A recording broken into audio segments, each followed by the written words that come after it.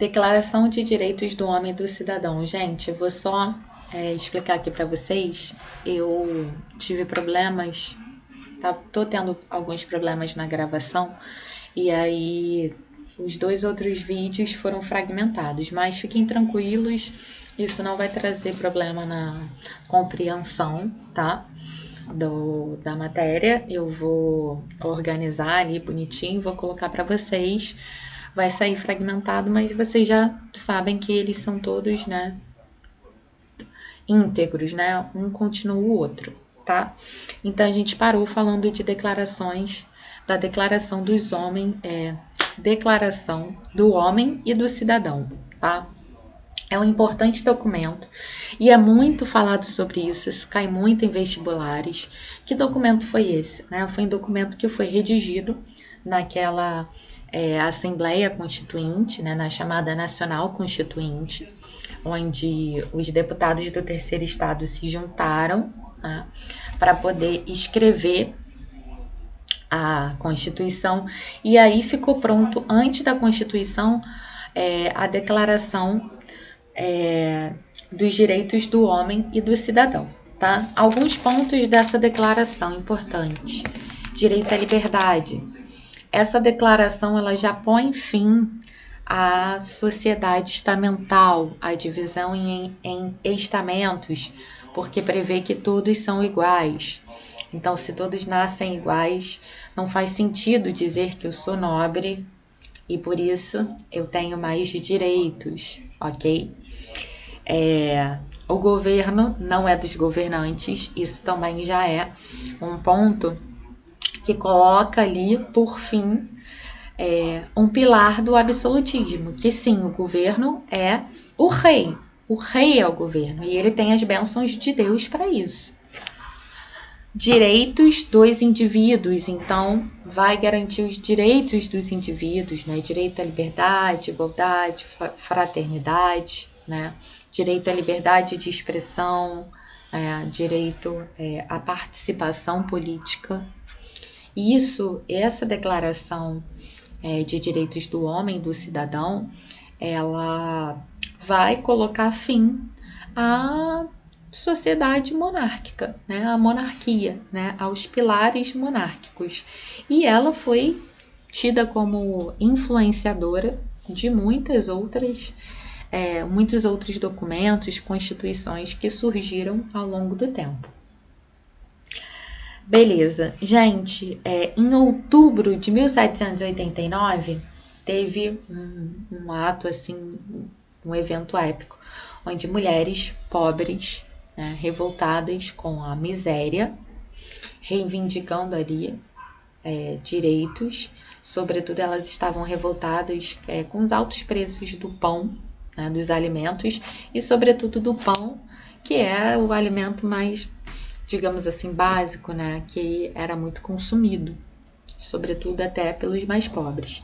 E elas vão caminhando até o Palácio de Versalhes, onde está o rei, né, e vão exigir ali direitos, vão exigir melhores condições de vida, vão exigir que o rei assine alguns decretos, né, decretos que concedessem direitos à população, e vão levar também essa declaração de direitos do homem e do cidadão para que o rei assine.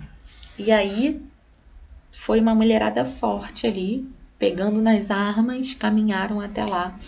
E alguns guardas, né, se mobilizaram com aquele movimento delas, e muitos acabaram apoiando, aderindo a esse movimento das mulheres, o que fez com que o rei pensasse: caraca, tô numa enrascada, porque se eu mato todo mundo aqui, né, até os meus guardas, muitos já estão do lado dela, então posso criar uma revolta muito grande que pode custar a minha cabeça. E aí ele acaba cedendo, né? Então a mulherada foi quem conseguiu a assinatura de importantes decretos e da Declaração de Direitos do Homem e do Cidadão, tá? Gente, a igreja, ela já vai ser atingida, obviamente, desde dessa reunião, né, para elaborar Constituição Francesa. E aí, antes da Constituição Francesa, surge também a Constituição do Clero, né? Constituição Civil do Clero. Essa Constituição, ela vai colocar fim a uma série de privilégios do clero. Era uma Constituição na qual o clero deveria seguir, né? Eram as normas para que o clero tivesse que segui-los. Fim do dízimo, tá? Da cobrança de dízimos. A Constituição Civil do Clero também vai garantir que membros do clero passassem a ser escolhidos por eleição da população e passariam a ser funcionários do governo, né? E recebiam uma remuneração por isso. Mas é isso, vão ser funcionários como outro qualquer. Não vão ter benefícios, não vão ter privilégios diante da população. E aí, finalmente, é óbvio... Peraí. É óbvio que o clero fica indignado e diz que não reconhece aquela constituinte, aquela constituição, que aquilo tudo é um absurdo, né? E se revolta, obviamente. Mas o movimento está se organizando e está crescendo, não tem muito para onde correr. E é também na Constituição Civil do Clero que é decretada a separação, né, da igreja e do clero. E aí, em 1791, é elaborada a Constituição, a primeira Constituição francesa. Então, a França passa a ser uma monarquia constitucional. Tá? O rei ainda está lá, mas ele não é soberano, ele não é mais absoluto, ele tem que respeitar a Constituição, que não foi escrita nem por ele, né? Isso já é um passo importante. Se a gente for fazer uma comparação, por exemplo, com a nossa primeira Constituição de 1824, né? A nossa Constituição foi escrita foi uma Constituição autoritária, né? Ela foi escrita pelo imperador, né, por Dom Pedro I, e não pelos deputados, né, e não pelo parlamento. Então, vamos lá. Igualdade jurídica. Estabelecer igualdade jurídica, então, é o fim de vez da sociedade estamental. Não existe mais essa coisa de primeiro estado, segundo estado e terceiro estado. Pelo menos juridicamente não existe mais, tá? O voto, ele censitário, passa a ser censitário pautado, né, na quantia paga em impostos por cada cidadão. Então, aquele que pagasse mais impostos, digamos assim, né, pagasse um valor mais alto, seria isso. Resumindo, só poderia votar aqueles que tivessem uma determinada renda. Fuga do rei, tá? Em 1791 também, né, quando é instituída essa Constituição, o rei tenta fugir e tenta ali se unir à Áustria, né, a outras nações absolutistas que estavam sabendo da Revolução Francesa e obviamente não queriam essa revolução, porque o que a revolução significava? O fim da monarquia, o fim do absolutismo. Então as outras nações, que eram também monárquicas e absolutistas, pensaram, caraca, se isso acontecer aqui, acabou. E aí vão organizar ali uma contra-revolução para derrotar a Revolução Francesa. E aí o rei tenta fugir, só que ele é pego no meio do caminho. Pois ele é descoberto, é levado a Paris, né? Fica em Paris. Em 1792 ele é julgado. Em 1793 ele é executado. Gente, vocês têm ideia da força disso? Do impacto que isso gerou na época? Eu fico imaginando, né, os reis ali, reis, rainhas da Áustria. Tipo, caraca! A galera na França tá atacando o terror, cara. O rei foi executado. Todo mundo com medo de perder o seu belo pescoço, ser decepado e a sua cabeça rolar, né? E aí, obviamente, eles estão insatisfeitos e vão tentar, sim, criar uma contra-revolução para acabar com a Revolução Francesa. Em 1793, não à toa, vai ter uma guerra contra a Áustria e a Prússia, ou seja, o exército revolucionário vai guerrear contra a Áustria e a Prússia. e sai vitorioso. Gente, agora a gente vai falar de um período dos chamados jacobinos no poder, né? O período também chamado de convenção. Lembrando que os jacobinos era a galera que sentou à esquerda na Assembleia Geral.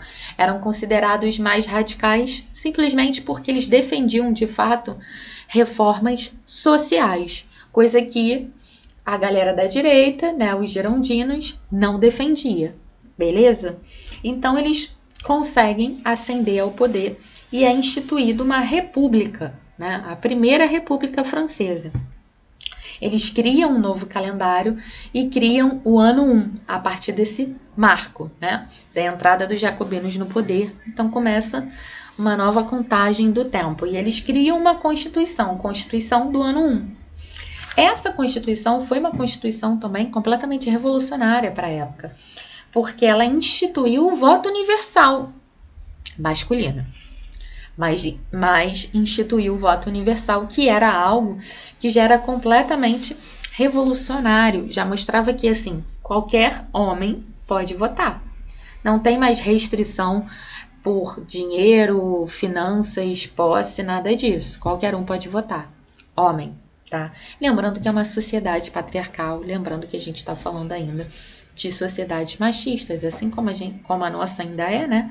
Muito embora as mulheres possam votar, ainda é uma sociedade que tem pouquíssima representação de mulheres no nosso parlamento.